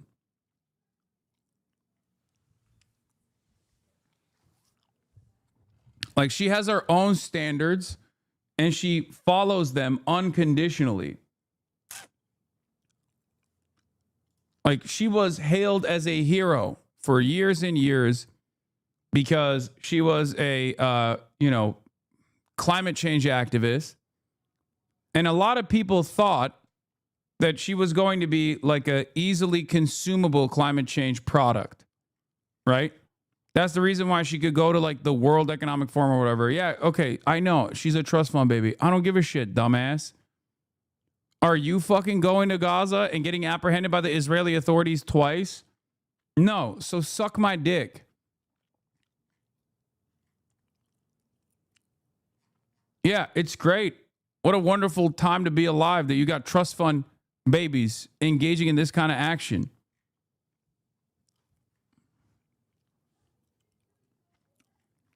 It's so stupid that people do this and say this kind of dumb shit. Greta Thunberg is a hero. She could have made a very comfortable life making Macronic and Obamic platitudes, sharing a stage with the likes of von der Leyen, but she went the opposite difficult path, speaking truth to power and showing up the liberal establishment for what it is. Yeah, she didn't just stick to pro-capitalist, like anti-carbon emissions or carbon emission restrictions. She actually took it one step further and she openly became an anti-capitalist. That's when the media stopped covering her, or they didn't fully stop covering her, but they were like, that's a little weird. But then once she became an anti-genocide activist, an anti-Zionist, loudly, proudly, boldly, that's when the media started taking a very hostile approach, either never covering her at all, or when they do cover her, covering her in this incredibly snarky fashion.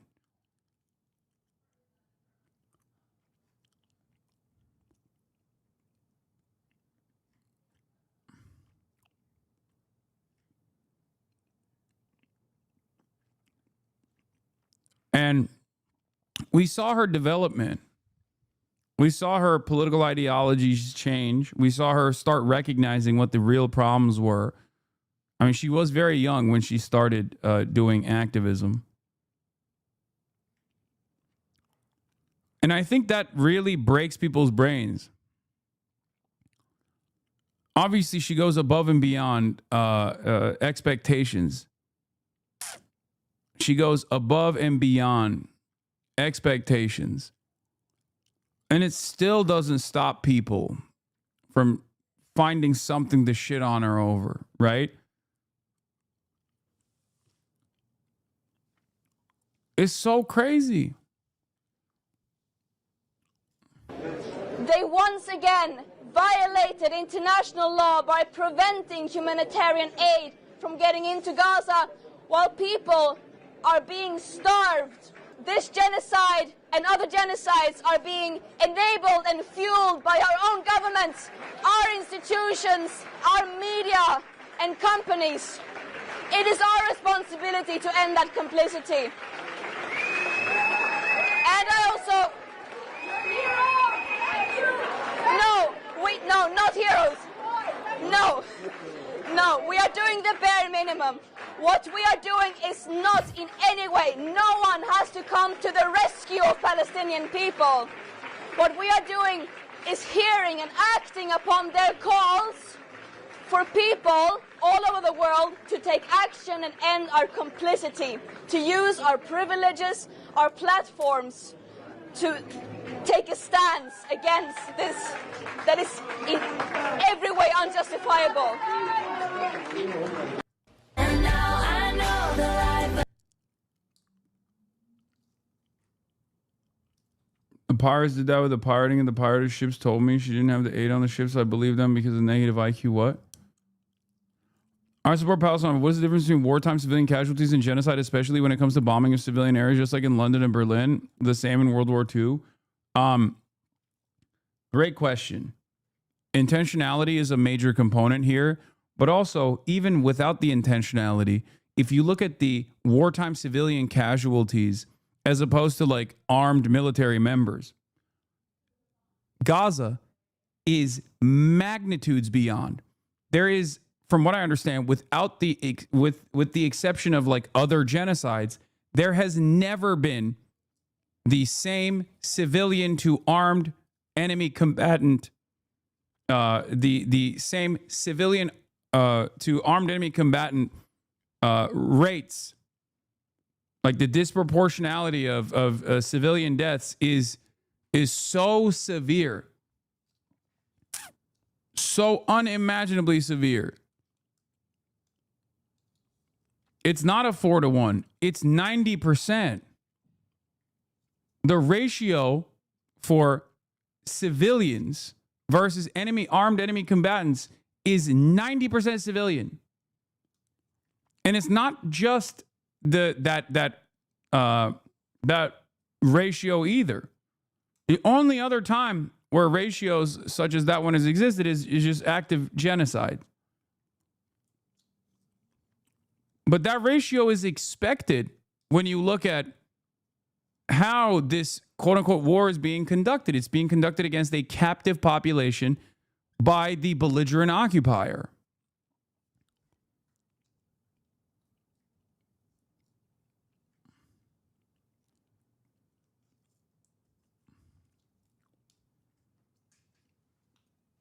It's completely ridiculous.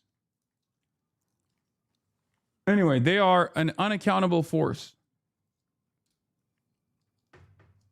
Total uncontrollable evil. And I'm too tired to continue on today, so I'm not going to get into the Taylor Swift stuff today.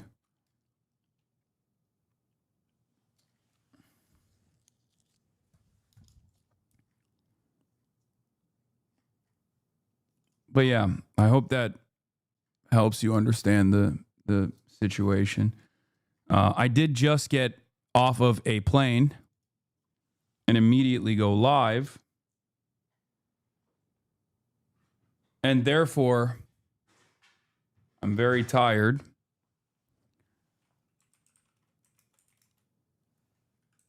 But I will be live tomorrow at the regular time, as I always am. And we're back to full-blown coverage, chatters. Full tilt coverage. You already know what it is. I love you all, and I'm happy to be back. I'm going to go spend some time with my family. Okay, and go pet Kaya a little bit, even though she's a spoiled little brat now. Peace. Los Angeles, California, says Hassan. The starlock to the starlock to the topic just begun. There he is again, Hassan is streaming. Hassan is streaming. There he is again. Hassan is streaming. Hassan is streaming. Reviewing the P.O. box, Uncle Uyghur's face. Sudden discord agitprop, great names take embrace. Tiny Bernie Sanders, LGBTQ Air Force. The whole left at your fingertips, Ane at your door. H3 crowded debate, the Young Turks online show. 3 full fucking years of this, plenty more to go. 90-day fiance talks of champagne bourgeoisie. A Trump rally live reaction, a mass riot at DC. There he is again, Hassan is streaming. Hassan is streaming. There he is again, Hassan is streaming. Hassan is streaming. Reading live stream fair comments, Austin show chat advice. And all the ways the right-wing pipeline can suck you in online. JCS react, Lord frame gets broken, cover blown. A full-blown mass pandemic, monster streaming at your home. Total radicalization coming out to find the system you were taught to trust in was broken the whole time. All these daily streams, whether big or whether small, have helped me and so many find the meaning through it all. There he is again, Hassan is streaming. Hassan is streaming. There he is again, Hassan is streaming. Hassan is streaming. Build a website you love with Wix. For your words, create your brand, your opportunity, your breakthrough. Feeling a vibe? Run with it. From can't look away to gotta have it. Make every detail yours. Bring out what's hot. Remove what's not. Crystallize it. Instantly set a tone that speaks in your voice to your audience. Keep moving. Your site grows with you. Add solutions that meet you where you are and take you where you want to go. Smooth to make, easy to love. Has Robin gained superpowers? No, Pete just has a super math tutor from SuperProf.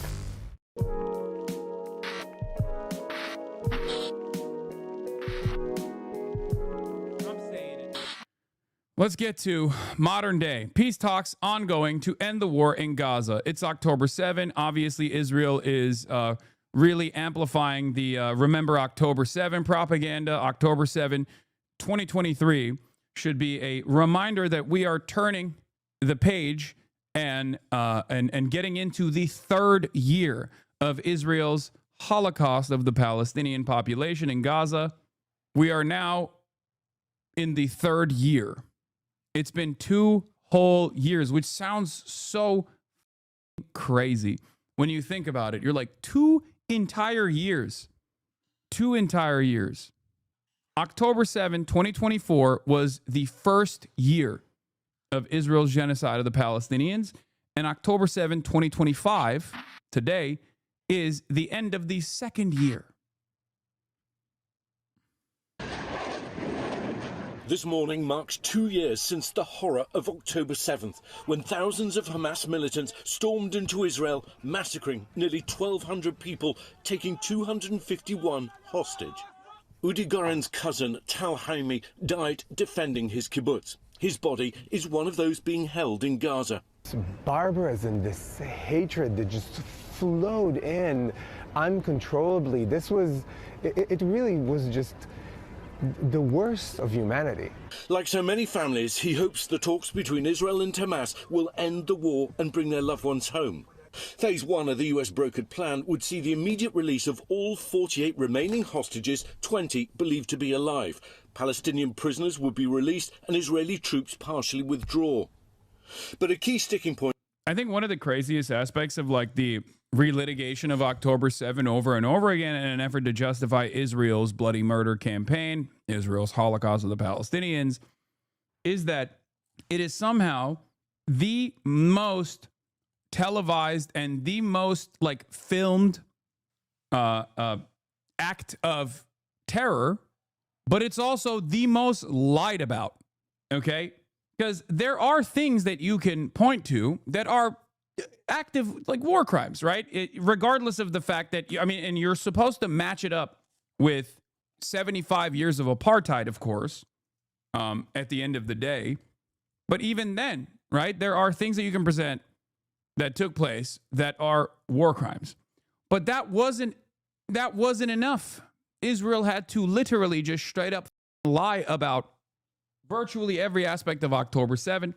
And not only that, but also still to this day, there have been admissions of the Hannibal Directive being utilized on October 7 on the Israeli civilian population, both with the people that were escaping the Nova Festival and also certainly in the kibbutzim. We still do not have any conclusive evidence. No investigations have been taking place on the Israeli side that directly points to how many the IDF actually ended up killing of their own civilians and their own military members as well. Shocking. It's been 2 years and we still do not know. We do know that the Hannibal Directive was applied. And for those of you who don't know, Hannibal Directive not used, lie. 40 beheaded babies, lie. Bombing of a hospital, lie. I mean, yeah. But it is remarkable, to me at least, it is remarkable to me that there are still so many questions left unaddressed, left unanswered. People still turn around and say, 1,200 Israelis were killed, making it seem as though every single person was a civilian. That's not the truth, obviously. The Hannibal Directive, for those of you who still are oblivious to it, is an Israeli military doctrine that dictates that it is better for Israel, the armed forces, to kill an Israeli that has been captured by the resistance forces than it is to leave them alive and allow them to be a bargaining chip for leverage in the hands of the resistance forces. It sounds insane, but it is straight up a part of Israeli military protocol. And not only is it a straight up part of Israeli military protocol, It was absolutely utilized on October 7. We know this because the defense secretary at the time, Yoav Gallant, international war criminal Yoav Gallant, openly admitted to the utilization of the Hannibal Doctrine on October 7.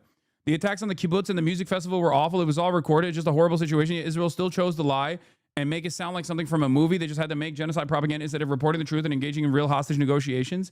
Yeah, there was a deliberate reason for it. It's because, one, this was a real scar for a supremacist ideology, for a nation that is designed around a supremacist ideology. This was a major blow to their confidence. Okay, so that was one of the aspects. So like there is a sense of there was a genuine interest in it was genuine. Like the people did go genuinely insane. Okay, that is true. But also, because like, how dare these barbaric hordes actually rise up against us and strike this devastating of a blow against our superior peoples, right? Like they're supposed to be kept docile. They're supposed to be kept servile. It's like the Nat Turner Rebellion. So that certainly bricked the collective consciousness of Israeli society.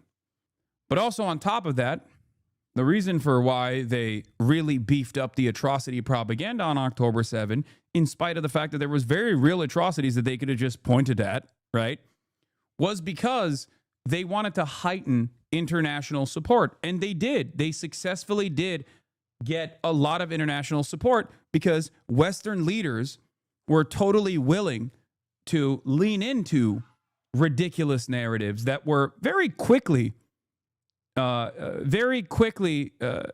immediately discounted. Like people fact-checked it early on.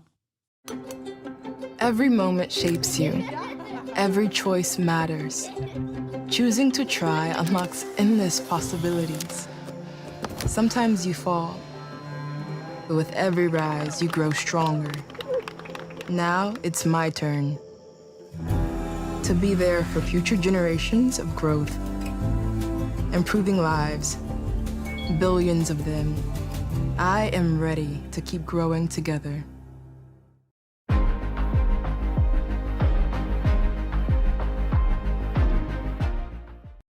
And found that like a lot of the major narratives that they were driving were just completely made up. The babies being beheaded, babies being thrown in ovens, like mass rapes directed by Hamas, like all of this stuff was completely made up. Whole cloth. Okay? And yet that didn't stop Western leadership, including Joseph Robinette Biden, from advancing these narratives and then quietly apologizing, having his staffers quietly apologize for even revealing this misinformation.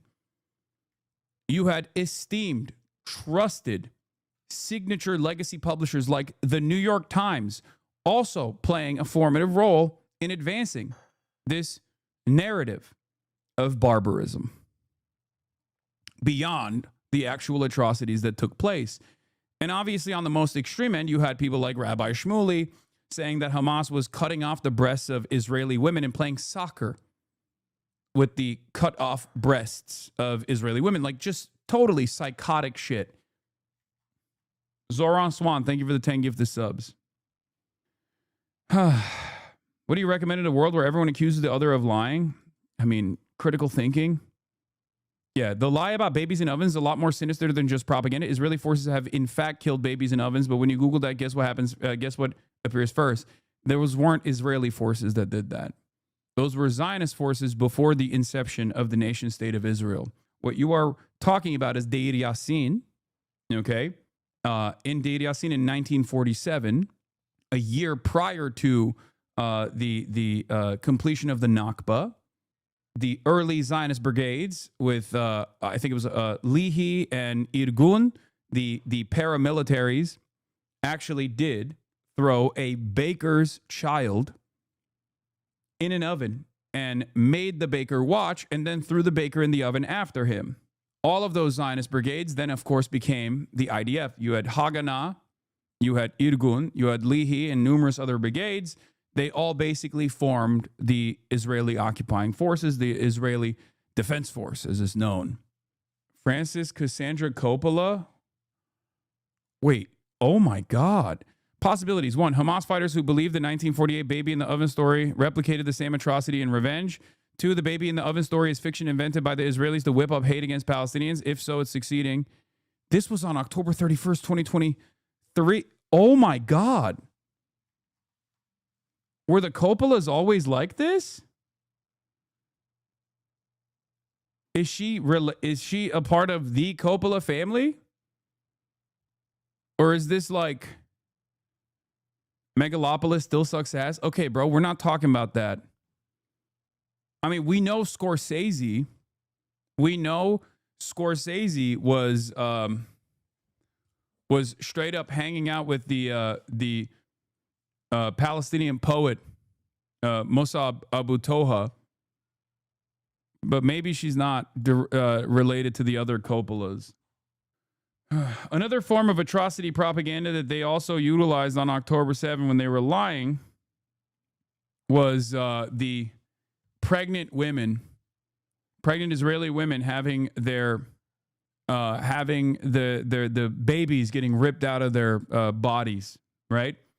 That actually didn't happen on October 7, but it is a atrocity that took place in the hands of Phalangist militias in the Sabra and Shatila massacre, which was also directed by Israel against both Palestinian refugees that were in Sabra and Shatila, and also the Shia Lebanese population that was in the area as well. Anyway, just something to remember. So a lot of the atrocity propaganda that these guys beefed up in the aftermath of October 7 and they ran around with were things that either Zionist brigades or the Israeli occupying forces had directly done or had overseen being done to the Palestinian population. It could come in phase 2, which demands Hamas disarm and relinquish control of Gaza. But President Trump optimistic about the chances of success. We're going to have a Gaza deal, I'm pretty sure, yeah. Growing numbers of Israelis now demanding an end to the war and the return of the hostages, among them the bodies of 2 Americans, Omar Nutra and Itai Chen. The deal could also bring an end to the suffering in Gaza. More than 67,000 Palestinians killed in this war, according to the Hamas-run health ministry. Human rights groups saying many are now suffering from famine, something Israel denies. Our team witnessing the suffering up close.